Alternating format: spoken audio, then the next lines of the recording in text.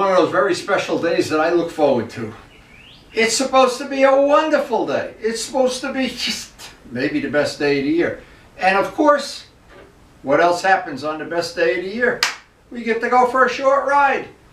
Even though we've been working on a farm every day and plugging away at this and catching groundhogs and doing other things that make you crazy, we've tried to carve out a little piece of each day, a couple hours each day anyway, for riding. Now, what's going to happen is very soon, I hope sooner than later, we're going to be caught up with all our planting and all the things that are going in the ground and the flowers, and then that's going to free up even more time for longer and longer rides. So with summer just around the corner, I can't wait.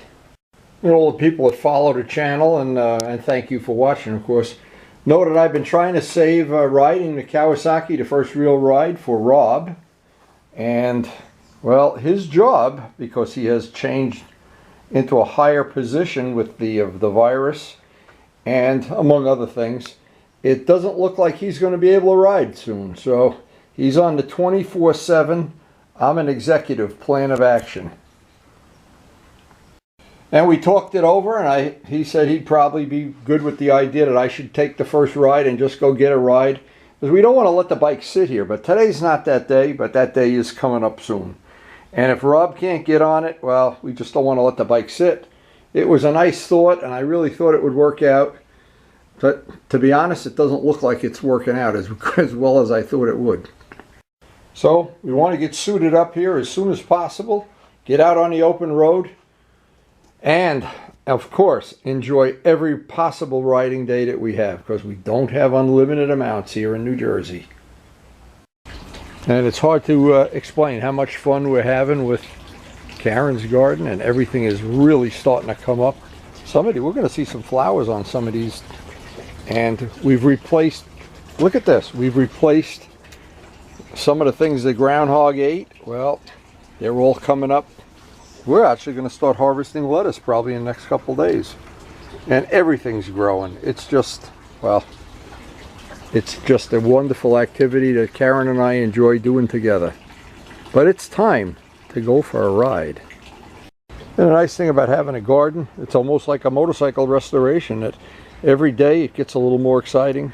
Certain things are coming up, certain things are almost flowering here, in fact, and some are already flowered, so just a lot of fun. And some of the things that you can't even imagine how many things we've already put in the ground. And the number one thing, the tomatoes. That's our pride and joy. Those tomatoes grown from seeds. Time for one more cup of coffee and we'll be out on the open road. It should be a beautiful day.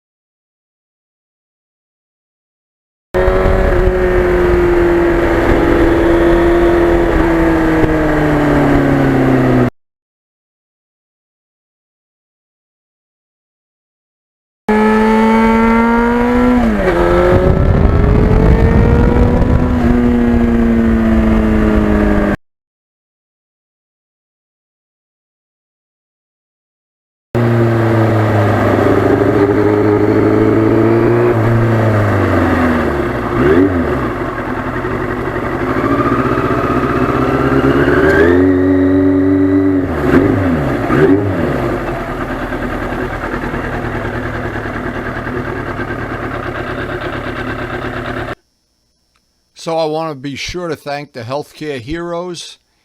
And I wanted to add a couple little things to the video that I think you'd enjoy. This was pictures from a day that kind of a meetup day, something we can't have now because of the coronavirus. And this is Charlie's classic, an iconic MV Augusta. And if you look at these pictures close, this is a real special bike.